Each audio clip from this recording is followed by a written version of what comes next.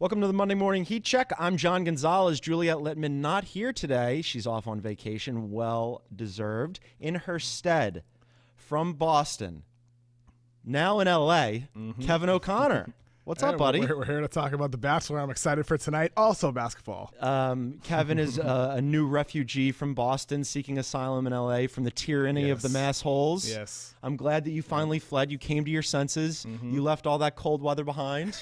How are you enjoying it, buddy? Oh, it's beautiful. Yesterday it was 85 degrees. Walked around West Hollywood a little bit.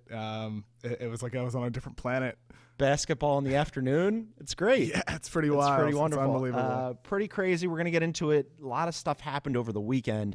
Not all of it good. In fact, a couple of it not good. Specifically, Boogie Cousins down with an Achilles injury. This sucks. Yeah, really sad. How do we think it's going to affect the Pelicans? Because, all season long they've been sort of like right around the back end of the Western Conference playoff picture, and this is going to change a lot of things for them. Yeah, when that news broke Saturday night, it was just, for me, it was just depressing in the sense that they were finally starting to figure things out. Like they still needed to make additions, and maybe they still will. And I think they're going to continue trying to add. You think they will add? I think they will. This is one of the things I wanted to ask you about, because right now they're 2 games up on the Clippers. They're in the 6th spot, but they're only 2 games up on the Clippers for that last spot. They're going to lose that spot. I mean, this is a tough thing. Like, so if you could decide to go and add, who knows? You might be adding and still not make the playoffs. For sure. I mean, there's guys out there that, can help you. But the thing is that short-term thinking is what gets a lot of these teams into trouble in the first place. But the thing is New Orleans has to think short-term. They only have so much time until Anthony Davis really hits free agency, or until the point that, okay, so right now, theoretically, you could trade Anthony Davis everywhere, any team, because he has enough years left on his contract.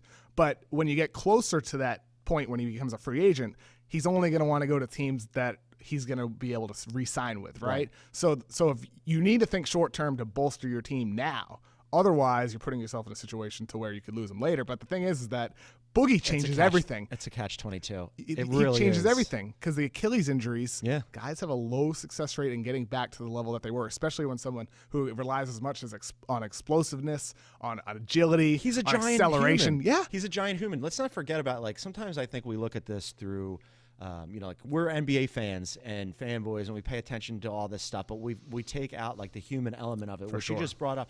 He's a giant human being, right? Yeah. There's an actual physical effort that has to go back into getting back in shape off of an Achilles. I mean, we saw with Wes Matthews. Wes Matthews, much smaller human, did not look like the same dude. Still doesn't really, since when he had his Achilles. He's been better this year, but he's what, 80% of what he was? Still recovering. So I wonder what is Boogie Cousins going to look like at that size, having to rehab, coming off an Achilles injury. And that's why I said it's a catch-22, because you're right. If they don't buy and try to show Anthony Davis, look, we're in it with you, let's try to put something together, then Anthony Davis is going to want to walk. But if they do buy, they could screw themselves long-term for a short-term overture to AD. I mean, that's the fascinating wrinkle entering the summer now. I mean, so before, it was kind of a no-brainer. Yeah. Pelicans are going to give Boogie Cousins the max. The only question is, will he re-sign there? Right. Now the question is, should they give Boogie Cousins the max? And if they don't, what will he do? Right? And will another team be like, you know what? Screw it. We're just going to throw the max at him and see what happens, because he's a player of that caliber. He has to get a max, right? But the thing is the thing with Boogie is there are a lot of teams that don't want Boogie. They don't want to touch him. And that's why, with the trade offers for the Kings last year, they weren't quite as high as people would have expected, because the perceived value publicly of Boogie isn't quite as high as what a lot of NBA teams have because of his, You think that because of the reputation and the teammate in the locker room more stuff. Than reputation, for that matter. But you're saying it's a personality. It's a personality thing. It's can you win with this guy? Is the question NBA executives will ask. And now the question is he going to come back and be a total shell of his former self, kind of like Elton Brand? Or is he going to come back like Dominique Wilkins did and just be 100% the same exact player? And I don't know, because like you said with the Pelicans, let's say they do give him the max, or even if it's just close to the max, right, and he comes back and he's 70% of what he was, that's still a really good player. But it's not the same Boogie that you had now. And maybe that 70% of Boogie 5 years from now, or 4 years from now rather, right, is kind of an albatross contract. And then guess what? You're in a worse situation than you are right now. I thought it was an interesting scenario, like what the Pelicans should do with him even before he went down, because like you have got two of the best players on the planet together, right? And two of the best bigs. Two of five Western Conference All-Stars, and they're 12 and a half games back on the Warriors. Yeah. Like, what is their actual ceiling with these two guys? I think it makes it more likely that he ends up just getting maxed out by the Pelicans and staying put, because you're right. Like, if you look at the trade market, you're going to go, okay, well, do we want to go and buy a guy with a reputation thing, coming off an Achilles, has to rehab? What's it going to look like? Will he fit our system? Will he fit our culture? Then you look at the Pelicans and you go, we already invested. Yeah. And we want to show AD that we're still in it for the long haul. The easy fix here is just to keep it intact and keep going. I mean, what choice do you have? Yeah. Like, if you let Boogie walk, what does that say to AD? A guy who has already said publicly to Adrian Wojnarowski, or at least on the record to Adrian Wojnarowski, that he questions whatever it was that, like, I got to pull this up. Can I restart that, Isaac? I want to make sure I get this right. Yeah, no worries. I don't want to misrepresent what he's saying. Go for Sorry. it. While we do that, what time did we start, just so I know in my head? How far into the pod are we? We're about 7 minutes. 7 minutes, okay. I'm just going to read this quote. All right. Okay. So what does that say to Anthony Davis if you let Boogie go and he's already been a guy who publicly said, or at least said on the record, Adrian Wojnarowski, quote, "It makes you wonder, does this organization really have my back? I've been loyal to this organization. I love it here. I love this team. ... It's not about the money. It's not about having fans. The most important thing to me, winning. That's what I want to do, and I want to do it here." So if you let Boogie go, the guy who he's had a lot of success with, the greatest success of his career, and vice versa for Boogie, that says to AD, you know what? Maybe winning isn't the priority. Even if in the eyes of the Pelicans, it's in the best interest of the organization not to re-sign him. In the eyes of the player, it's going to be, is this team really going all in? And really, I mean, I fear for the Pelicans. I fear for them because they could lose either direction they go here. They already have Anthony Davis, who is kind of really fragile. Yeah. Drew Holiday has had injuries in the past. Yeah. And then if you bring back Boogie coming off a ruptured Achilles, you have three guys making almost $100 million who have all missed a lot of games well, not Boogie, but two guys who have missed quite a few games, and then another guy coming back from a ruptured Achilles. I don't know. Listen, that's scary. This is one of the first times we've done a podcast together. That was expert analysis, as I would normally expect. What I did not expect was the dramatic reading and the wonderful ... Wow. Boogie was not the only major injury that we got to get into, KOC. Mike Conley also, he's been out for a while. They decided that he's going to have surgery to smooth a small bone protrusion. He's expected to make a full recovery and be back for the preseason. He last played on November 13th. He's only played 12 games this season. I really like Mike Conley. He's a really underrated player. This sucks for the Grizzlies. When he's not out there, they're a completely different team, as we've seen. Do you have the quote in front of you on the rundown? Do you have the rundown? Because I want you to read all our quotes now. No, I don't. You don't have it. I'll read it. No, I don't. All right. So Chris Wallace said Mike's been extremely diligent as we pursue. I do have that. You do have it. I do, all right, yeah. let's stop and I'll do it again. Okay. All right, do you have the quote from on the rundown from Chris Wallace? Because you're our quote guy now. I do. All right, and maybe you ad-lib another one. We'll see how it happens. All right, here we go. We got KOC with another quote. Mike has been extremely diligent as we pursued multiple different approaches to alleviate the pain before deciding surgery was the best solution. It's amazing. It really, you're one of our great actors of this generation. Who's the guy that everybody? Daniel Day-Lewis. Chris Ryan. Chris Ryan. Chris Ryan and Daniel Day-Lewis. He started in a silent film for us. He was fantastic. And Take Hunter was unbelievable. Yeah. The Markelle Fultz thing was just. Acting opposite of him was really one of the great moments of my career. Jason Gallagher's a genius behind all this stuff. Yes, he is. But for the Grizzlies, KOC, is this full tank mode for them now? I mean, they stink already. So I don't know if a lot changes, but I do think they're going to look to trade Tyreke Evans. They want a first-round draft pick for him. I don't know if they're going to get it, but if you look at past deals, like Bogdanovich, Lou Williams, these type of guys on expiring deals get first-round picks for them. So I think the Grizzlies could. We'll see where he goes. I do think they can get one, though, and then I don't think they're going to trade Marc Gasol. You don't think they will? I think they should. I think they should blow the whole thing up. It's kind of hard to blow it up, though, when one of your two-star players is out for the season. You're not going to get value back for him like you could have before he got hurt, right? Right. So I say that, and yet it's like, well, what are you going to get from Marc Gasol, a center who came off a major foot surgery a couple years ago and is over 30 years old? What are you going to get from Mike Conley, maybe the 8th best point guard in the NBA, who's coming off, another injury? I'm glad that you're throwing all this Grizzlies shade on this show and not the Chris Vernon show. Well, and that's part of like the argument me and Chris Vernon have, where it's like, well, yeah, sure, you can say blow it up, but what are you going to get? And that's true. I mean, I don't know what you're going to get. You might actually be better just riding it out with these guys, but they're another team like the Pelicans where it's like, well, what do you do? That Chandler Parsons contract really put Chandler Parsons contract is a big one. I think you make a really good point about like if you blow it up, what would you possibly do? Because we've seen those two guys, Mike Conley and Marc Gasol, are, I think, unquestionably the most valuable to the team that they're already on. If they think that Conley is going to come back, those two together, when they play, make the Grizzlies relevant. Yes. They're not contenders, but they're going to be in the playoff mix, and you sort of move the other pieces around. We've seen that time and time again, that those are the two guys that if you unplug one of them, the Grizzlies go in the tank. Yes. If you have both of them, all of a sudden they're good. Yes. So if you can offload Tyreke Evans, who's had previous injury issues in the past, but is having a very good season this year, I think you do that, especially because I was looking at their pick allotment. They've got a couple of extra seconds in 2018, but they owe a first to the Celtics as part of that 3-team Jeff Green trade, which in retrospect looks absolutely horrendous.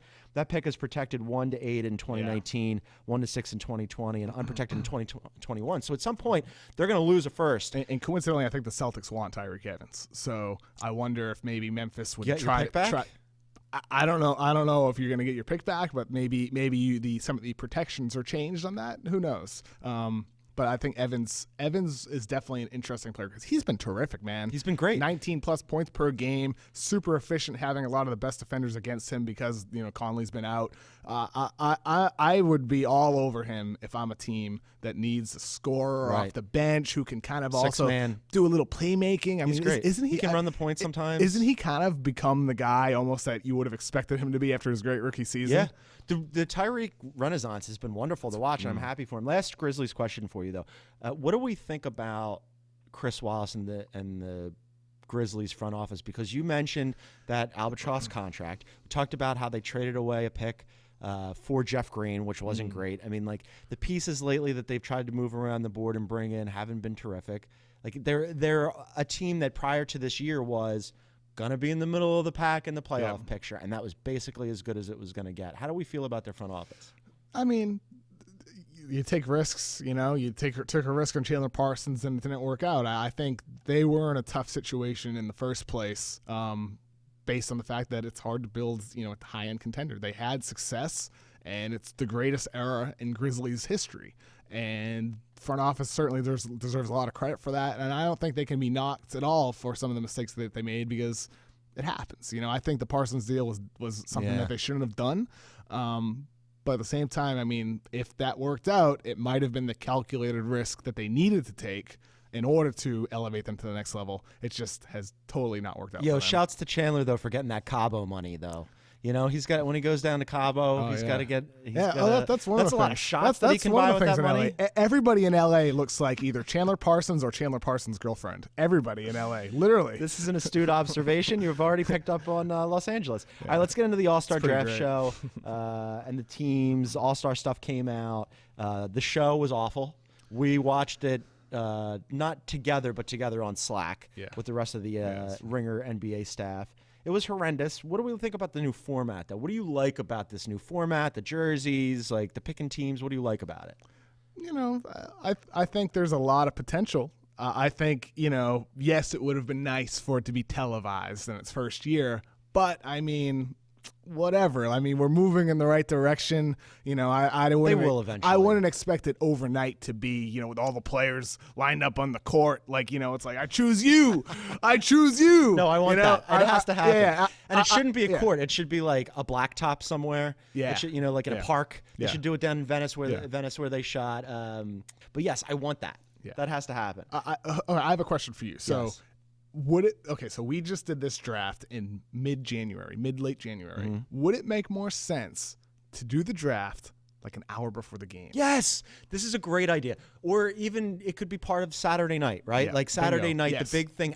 Exactly. Forget about fuck the slam dunk contest. That's like the last thing now, right? It's the capper. It's been the capper for years. It's been bad for years, with the exception of Aaron Gordon. A Had bunch of missed dunks. some good ones, Whoopee, right? woo! Right, they missed dunks and they try it again. That was a great missed dunk. Let's see it again. After they're done with the dunk contest, line them all up and have the pick. That would be a great way to finish off Saturday. So one idea that was passed along to me in an article I wrote last year, like how would NBA agents, trainers, executives change the league? And one of the ideas, I forget if the name was on the record, but so I won't say it, but a trainer said to me they should move the dunk contests to the warm-ups before the All-Star game on Sunday night. So you have all the skills competition on Saturday night as it is, maybe add a couple more in place of the dunk contests.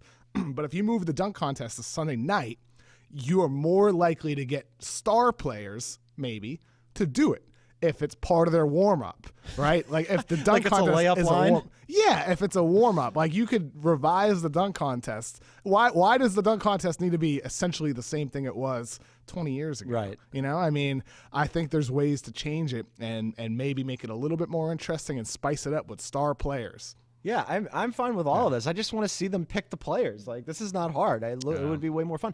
Which, by the way, my favorite part of this, I don't know what your favorite storyline was, but my absolute favorite part of this is LeBron taking Kyrie. Like, what? Yeah, oh, yeah. I mean, I wonder if LeBron almost just wanted to rekindle the relationship, and Kyrie's like, yeah, I guess I have no choice. I got to play with him now. or if it's the type of thing where maybe they have talked and they're fine. Maybe. Right? You know? I like the idea better, though, of this being a petty pick, where LeBron takes him and decides that, like, he's not going to play. Yeah. Somehow he's like, all right, I took you, but I'm going to, I know. decided you're not getting in. Yeah. All right, that's enough All-Star Game stuff. The Eastern Conference playoff picture, I wanted to do two things with you. One, you wrote a great piece about the trade deadline and, like, maybe it's going to be quiet, maybe it's not. And I want to fold that into the Eastern Conference playoff race because 3 through 8 has been super, super close. Right now, 3 is the Cavaliers. They're 5 games back of the Celtics, and the 76ers are in 8th spot. They're 9 games back. That means that the Cavaliers in the 3 spot and the 76ers in the 8 spot are separated by 4 games. This is really interesting. You've got the Heat, the Wizards, the Bucks, the Pacers, and the 76ers. Who's in the best shape? Who are you the most worried about? Well, I still think, Cavaliers. You're worried about the Cavs? No. You did write a piece saying that you were worried about the Cavs. What I mean is, like, they have LeBron, so it's like I'm not worried about them. It's just I'm worried about them compared to the expectations. Like all these teams have issues. The Wizards don't want to take bad teams seriously. The Pacers need to make additions. Right. The Sixers' #1 draft pick is, out, in his own head. Ben Simmons shoots with the wrong hand. He's eating Chick-fil-A. All these teams have issues. I would say the team I'm really most worried about is the Bucks. They have Giannis, and they're basically a 500 team. Yeah. They just fired their coach, and they need to make additions with, and they already made one, Eric Bledsoe, who's been good. But at the same time, he also perhaps hasn't made the impact a lot of people would have thought he did on their wins. Yeah, I thought that the Bucks would take a bigger step this year, although they are in the playoff picture, and barely in the same way that you say that the Cavs have LeBron, and that's a theory that I subscribe to and that I've voiced many times on this podcast. That once the playoffs start, playoff LeBron is a different beast, and he's going to carry them. It's going to be fine. The Bucks have Giannis, and that makes me feel better about their prospects. And they've been better lately. They've won 3 in a row. I'll be interested to see how they change as the season evolves. The Cavs, though, things are weird with the Cavs, and people have noticed that things are weird with the Cavs, and they've brought it up, and it's starting to rankle them. Even Isaiah Thomas, who just got there, is starting to get annoyed by it. Y'all made a story about that too? I just made a line of it. I just wondered if you had something. Yeah, so Isaiah was like, I can't believe you guys are writing about this. The hilarious part is, last night, he didn't play in the fourth quarter. So right after everybody's like, hey, what's going on with the Cavs? They're shuffling the lineup.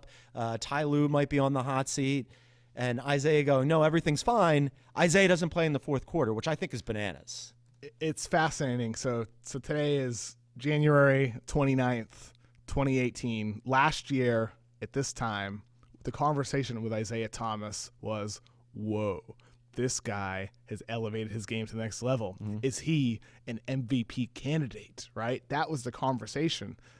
on the 28th of 2017, he scored 37. He was in the middle of a stretch that the numbers at least resembled Stephen Curry's tremendous 2015-16 season. And 1 year, so much has changed where he's a guy not even playing in the fourth quarter when his nickname was King in the Fourth. Yeah. And will he get back to that? I mean, it's really the big question of the season, especially for the Cavaliers. I don't think it's realistic for him to get to 100% of what he was. But if you can get, either. But the Cavs need that extra. What percentage does he need to get to? Like, what is he now, and what does he need to get to? I don't know what he is now. I think that, like, forget about what percentage he needs to get to. Like, you look at the Cavs, right? When he was coming off of the injury and they were re-adding him, their point guard situation was disastrous. They had Derrick Rose, who may or may not still be in the NBA. I'm not sure. And they have Jose Calderon, best currently known for, like, pig farming. He has amazing Serrano ham or jamon, and good for him. But, like, that doesn't get you much on the NBA court. You add Isaiah Thomas back in, and I'm like, this is wonderful. And no, I guess not. Like, here's my question for you: does Ty Lue survive the season? I'd lean yes. Yeah. I forget which Cleveland reporter it was. I was trying to lead you into another Twitter hot take. But I buy, I buy that he's kind of helping hold things together. Should he stick around? I mean, that's another question. Is he the right coach for the team? Maybe, maybe not. But I have a feeling that they're not going to pull the plug on that. I think they're gonna continue, with what they have while adding. Look, we've talked about this. We've written about it on the site. It's personnel issues. It's the personnel that's a problem. They don't have a single consistent positive defender on the roster. So it's hard, whether you like Ty Lue or not, it's hard to fault him. Ty Lue can't play defense. Exactly. Yeah. For these guys on the Eastern Conference, you wrote an excellent trade piece on TheRinger.com today. Everybody should check it out. Who's a buyer here? Is it like and of these guys, like who, like we mentioned, Avery Bradley. All of a sudden, Woj had a report that Avery Bradley's on the block, that he could be traded. The Cavs could use an Avery Bradley. Does he end up with the Cavs? I don't know if the Cavs have what it takes. Well, who does? I mean, okay, so this is the same thing. Like, so you mentioned that Presti's going to be on the phone, but what do they have left? Masai Ujiri with the Raptors. Avery Bradley would be excellent for them. For sure. But do they have enough to go and get him? Who do we think? Isaac right now is in our outline saying the Clippers. Isaac, I don't think he's going to go to the Clippers. I think the Clippers would be a great spot for him. I think they had. You think the Clippers are going to buy and not sell? I think that they maybe they'll buy and sell. I mean, we'll see what happens. I mean, I think Avery Bradley, the defensive metrics on him are very bad. Very bad. They make him out to be a very poor defender. You don't like defensive metrics, though, do you? Well, I think with Avery Bradley, you need to look at the playoff history, the playoff level of production when he is constantly engaged on defense, when he is constantly focused on off-ball defense, when he is going through screens at 100% intensity. Not regular season. It's irrelevant. You're getting Avery Bradley to produce in the playoffs. You're getting him to be a Stephen Curry stopper. You're getting him to slow down Kyrie Irving. You're getting him to slow down these types of point guards. And yes, Bradley's not perfect, but if I'm any of these teams, in the West or the East for that matter, that have a chance at Avery Bradley, and the price is right, I'm going for him. But with that said, Woj said the price is high. Contract. So Detroit might be thinking bigger rather than like just exchanging a free agent to be. Yeah, you'd have to know that he's going to stick around. I mean, like that's the thing. Like, there's no way that you're going to go and get Avery Bradley if you're the Sixers and you're like, hey, this is a guy we could absolutely use. The Sixers ran out an absolutely ridiculous lineup last night where they had the players on the floor. None of them could shoot. It was like T.J. McConnell, Ben Simmons, Trevor Booker. Justin Anderson. I mean, it was like they could absolutely use an extra person. And the Sixers are a team that in the past has expressed interest in Bradley. Yeah. So the Sixers have, the Clippers did when Doc Rivers was general manager. I'm sure there could still be interest there. There should be interest in Avery Bradley. I'm curious about how big Detroit would actually be thinking though, or if they just have heard that he doesn't want to stay. If that's the case, they're not going to get a lot. If they do that, what does that say about SVG? Are we looking at like I wrote about this a little bit. Bad news for SVG. He's on the hot seat anyway. It's crazy. I don't know if it's the hot seat yet, but he's sitting in a seat and It's warm. It's warming. And like the dial is getting turned up a little bit, and he's like, what's going on down there? Yeah. That feels. Is this a heated recliner? No. It's like, no, it's not a heated recliner. Bad news for you, SVG. Last one for you, real quick, before we move on to real or not real. Does Kemba get moved? I don't think so. Kemba's staying put. All right. How about you? You think so? I hope he does. Should they move him? Now all of a sudden I'm you, and I'm going blow it up. Yeah. Blow it up. Blow it up. All right. Let's do a real or not real edition because Kevin O'Connor is here and because he's since fled Boston. We're going to do, in advance of the Super Bowl, an all Philly versus Boston edition of Real or Not Real. Kevin O'Connor, first question for you. You had an interesting hot take before the All-Star teams were announced. Was it really that hot? Should Al, I'm going to give you a chance to walk this back. Real or not real, Al Horford deserves to start in the All-Star game over Embiid.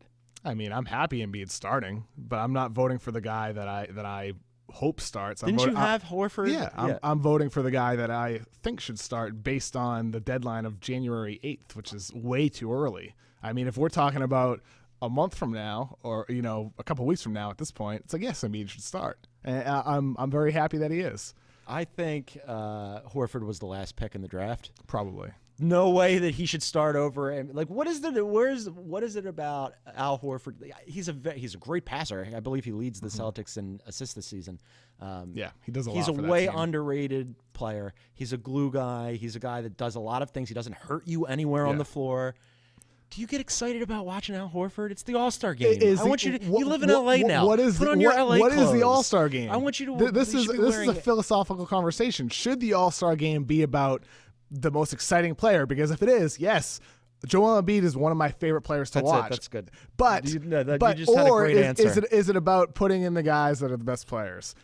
And Embiid is a perfectly fine choice, and for me, it was a coin flip. And Al Horford was just the impact that he has beyond the numbers, kind of gave him the slight edge at the time of voting. But that changes if we're voting in early February. That changes if we're voting now. My earpiece cut out when you were saying how amazing Embiid was, and then after that, I didn't hear anything. Next one for you.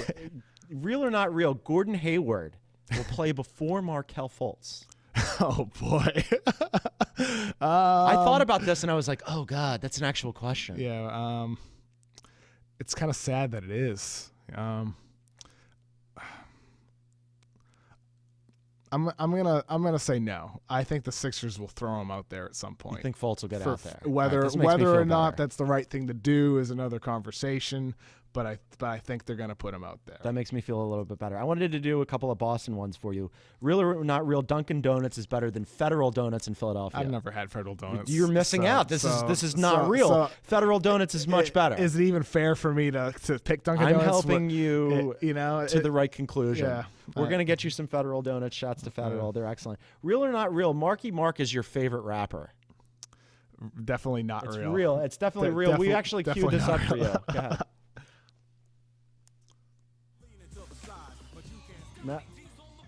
Yeah. All right, go ahead. Re-rack that. Which one are you trying to go for? Marky Mark. Marky. Okay.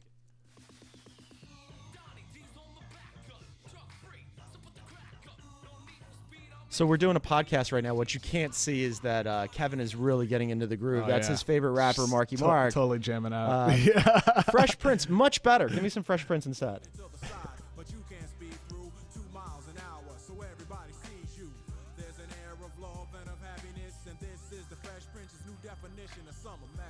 So I decided to throw those two guys out there just as a joke, and Isaac was like, I don't know what this is, which makes me very sad and feel very old that you don't know what summertime is. Listen, I was born in 1994.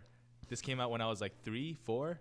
Listen, you can't make the line of demarcation for your pop culture knowledge the year that you were born. I want you to expand your horizons. I moved to this country in 2002, so I mean, I feel like that's an excuse as well. All right. That's probably a better excuse. All right, let's do the heat check. Oh, wait, before we go to the heat check, I got one more for you. Okay. Real or not real, the Eagles will win the Super Bowl on Sunday. That's not real. It's going to be like a 31-20 game. Patriots are going to win. It's going to be the first Super Bowl that they have that wasn't really super close. What you guys don't know is that we had some technical difficulties for Kevin's microphone. So he picked the Eagles. That's excellent. That's amazing. I even brought you an Eagles hat for you to wear. So congratulations, Fly Eagles Fly. Let's go to the heat check. He's heating up. He's on fire. All right, Heat Check News. We have breaking news, believe it or not. This is Isaac dropped this into the outline, and I'm laughing because breaking news: the Knicks are looking to move Joakim Noah. No shit. Is that really breaking? This is fantastic. Yeah, Shams reported that after a heated verbal exchange in practice between Noah and Coach Jeff Hornacek last week, the Knicks are exploring avenues to part with Noah. He has 2 years remaining on the 4-year, $72 million deal he signed in 2016. Look, I mean, breaking news. Every time the Grizzlies look at Chandler Parsons' contract, they break into tears. Yeah, I mean, look, they were trying to move Noah before this heated verbal exchange. They're trying to move him now. Maybe there's a greater sense of urgency to make it happen. And I don't know if they're going to be able to find a trade for him. Maybe a buyout is the most likely avenue for Joakim Noah and his big money deal. Godspeed, Joakim Noah. More Heat Check stuff. Did you see Kevin Love? Did you hear his reaction when he was asked about where he thought he was picked? Glass. It was pretty great. Hey, I don't have that one. Okay, you can drop it in I'll afterwards. drop it in It's in the outline. I love that. I love that he was poking fun at himself. I did an interview with Karl-Anthony Towns, also on TheRinger.com today. He's a big Eagles fan, by the way. Your new favorite team because you've renounced all your Boston ties. And I love that about you. You're reformed. You've seen the error of your ways. But Carl was talking about, like, I said, hey, where do you think you were picked? And he's like, I don't care. And he was kind of earnest about it. And I'm like, no, this is the way you react. Kevin Love made fun of himself. It should be fun. That's when you know someone really cares. Yeah, exactly. They don't care. Exactly right. Speaking of, Russ was also asked about he cares. The order. And he definitely cares too. Lebron for the All-Star team. Oh, that's cool, man. That's good, man. Finally, they got the teams figured out. Tell me how you really feel. But I see I was the last pick on the list. I was just trying to figure out, It was alphabetical. See, I told you, man. Alphabetical order, man. Of course I was first. I love that he thought that he was picked last because his name was last. That is hilarious. That's very Russ. One more quick one on the Heat Check here. I've got to mention this because you brought up Markelle, and I brought up Markelle. He's on a court. He made a shot backwards, full court. That's the best thing we can say about him. You know, maybe the key to fixing his jumper is he needs to start shooting backwards. Yeah, maybe no hitch in that backwards shot. Maybe he will innovate a new way to shoot a basketball and change the game in a similar way that Stephen Curry has, extending 3-point range, extending the limits. Maybe Markelle Fultz has found a new way to extend it even further by shooting backwards. It's really depressing to me. We'll play the Markelle Fultz theme song. Oh, I have to run this last. I keep saying the last one, but I really do have to run this last. This is how bad it's gotten for the Cavs. So Ty Lue, did you see Ty Lue wanted to put Derrick Rose in for longer the other night? He had 14 points in 15 minutes against the Pacers. So Ty Lue was like, oh, he's having a good game. I'm going to give him some more run. Couldn't find him because he was in the bathroom. Like in the middle of the game, I don't know if like that one is better than Nerlens Noel getting his halftime hot dog, but this is one of my favorite weird NBA stories of the season. The hot dog was better. Hot dog was amazing. Everybody has to go to the bathroom. But I don't think I've ever heard of an NBA player in the middle of a game disappearing to go to the bathroom. Like I think this is the first time I've ever heard that. It's fantastic.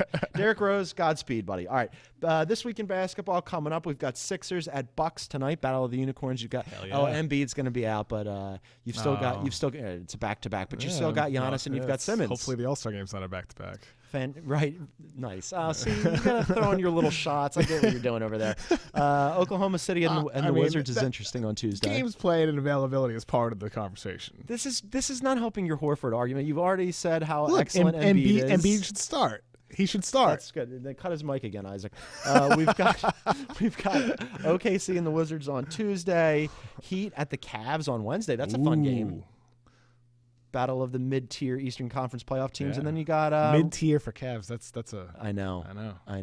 And then you've got Rockets and Spurs. I always love when the Texas teams go at it. That'll be fun. I always like those as well. Especially it's best when the Mavericks are good as well. Yeah. Right. You have that Texas road trip. I love the Texas road trip. Yeah. You got any good pieces coming out this week we should be on the lookout for? Nothing at the moment. You know, we'll play. You're working the phone over there as we're doing the show. I mean, with trade deadline coming up, that's a lot of the focus right now. All right. Well, Kevin, how about you? I have I have a Jason Tatum piece coming out. J-Team. So that'll be out later this week. And also, you'll be back tomorrow with Chris Vernon on the NBA show. We've got Sources Say with Juliette Littman and Chris Ryan on Wednesday. Group chat with Chris and Justin Verrier and the gang on Thursday. The Podfather, Bill Simmons, everywhere, all the time, pays the bills. Make sure to listen to all the Ringer NBA shows. And I will not be back next week because I'm going to the Super Bowl to see Kevin O'Connor's favorite team, the Eagles, win the Super Bowl. I don't know about so that, I won't guys. be back on Monday. Juliet will be back with a co-host TBD. Thanks for listening.